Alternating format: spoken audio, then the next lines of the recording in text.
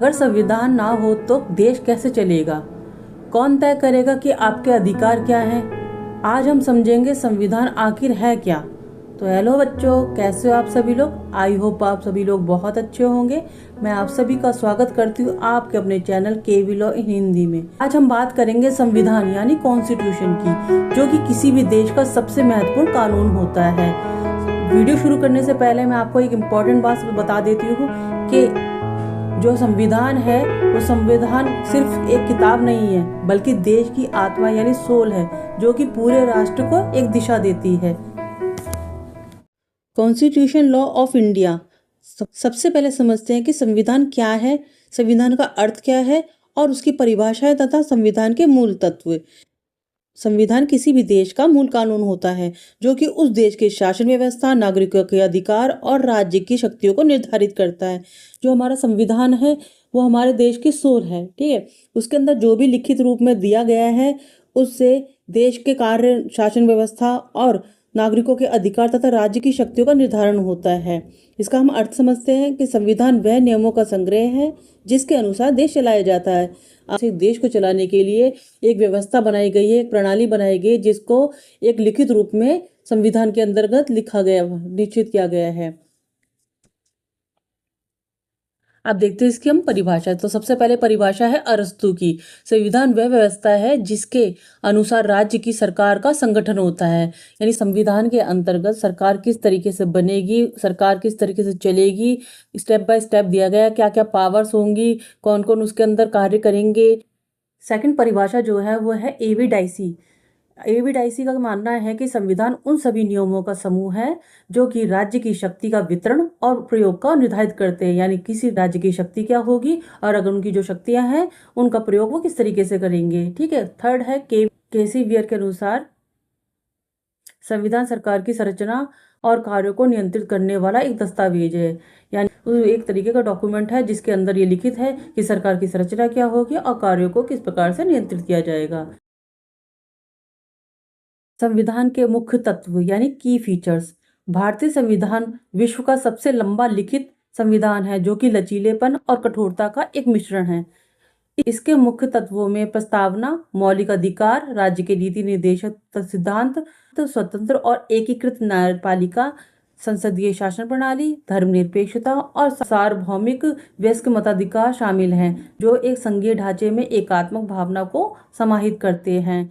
ये जो जितने भी इसमें पॉइंट दिए गए हैं, मौलिक अधिकार, राज्य के नीति निर्देशक सिद्धांत, स्वतंत्र और एकीकृत न्यायपालिका, संसदीय शासन प्रणाली, धर्मनिरपेक्षता, सार्वभौमिक और वयस्क मताधिकार शामिल हैं। इनके हम आगे डिटेल में एक एक करके वीडियो बनाएंगे कि प्रस्तावना है वो छोटा नहीं है। प्रस्तावना बहुत इंपॉर्टेंट है, ये क्वेश्चन में भी आती है, शॉर्ट नोट में भी आ सकती है और 20 नंबर में भी आ सकती है, ठीक है।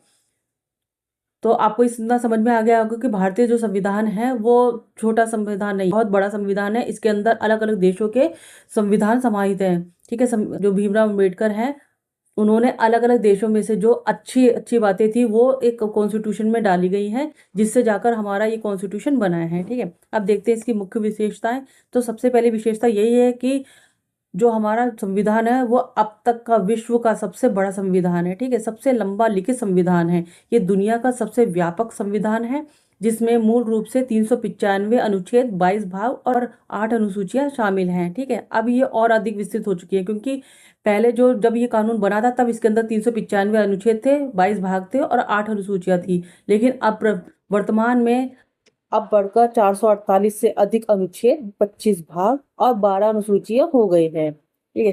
क्योंकि इतना लंबा संविधान किसी का भी नहीं, किसी भी देश का नहीं है जितना कि भारत का है। अब देखते हैं इसके विभिन्न स्रोतों से लिया गया है।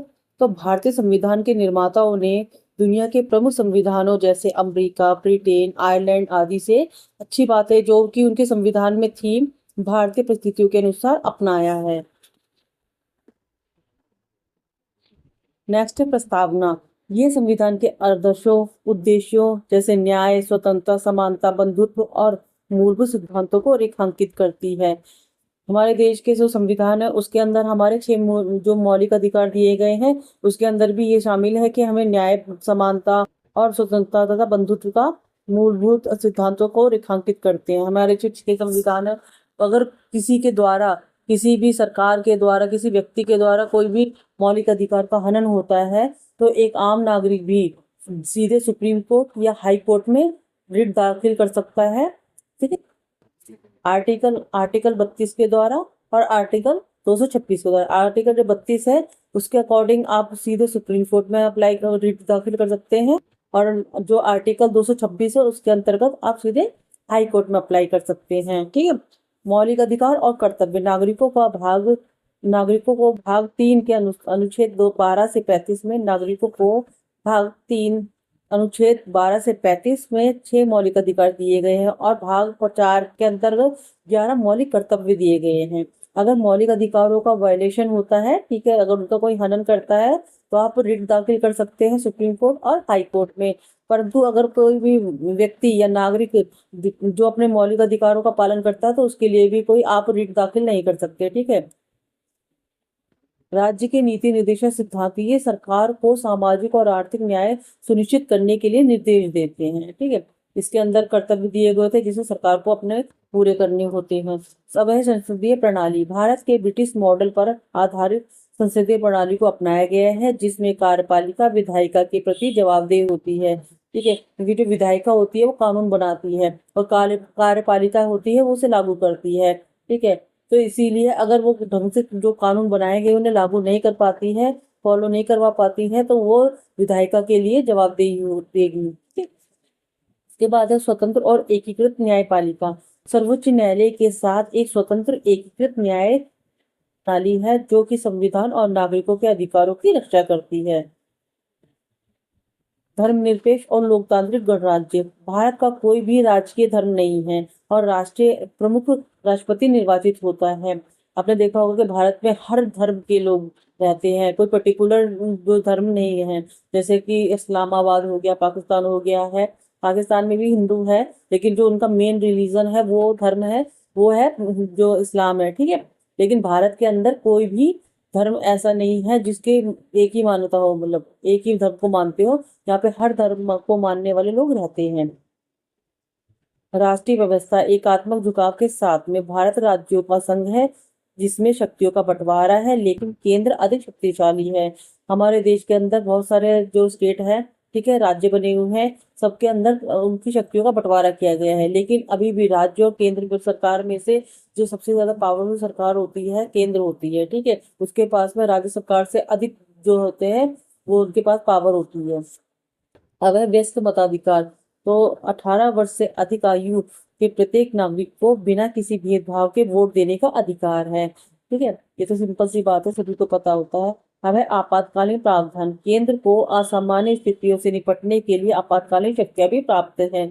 ठीक है, जब भी कोई अर्थव्यवस्था बिगड़ती है या कोई हमला होता है या कोई भारी आर्थिक संकट आता है तब आपातकालीन स्थिति में केंद्र सरकार को अपने जो विवेकाधिकार के द्वारा या सर्व संपत्ति से आपातकालीन में शक्तियां जो दी गई हैं उसके अकॉर्डिंग एक्शन लेने का अधिकार है। संविधान का लचीलापन और कठोरता का मिश्रण होना इस समय की आवश्यकता के अनुसार संशोधित करने की अनुमति देता है जिससे है, जबकि इसके मूल ढांचे को सुरक्षित रखता है। क्योंकि जो हमारा संविधान है उसका जो मूल ढांचा है उसे उसमें बिल्कुल भी छेड़छाड़ नहीं की जा सकती है। अगर कोई भी कानून बनाना है या उसके अंदर कोई चेंजेस करने हैं तो उसके मूल ढांचे को बिना छेड़छाड़ किए उसके अंदर चेंजेस किए जा सकते हैं, परंतु जो उसका मूल ढांचा है उसे चेंज किया जाए। ये बात जो बहुत इंपॉर्टेंट जजमेंट है वो है केशवानंद भारती का।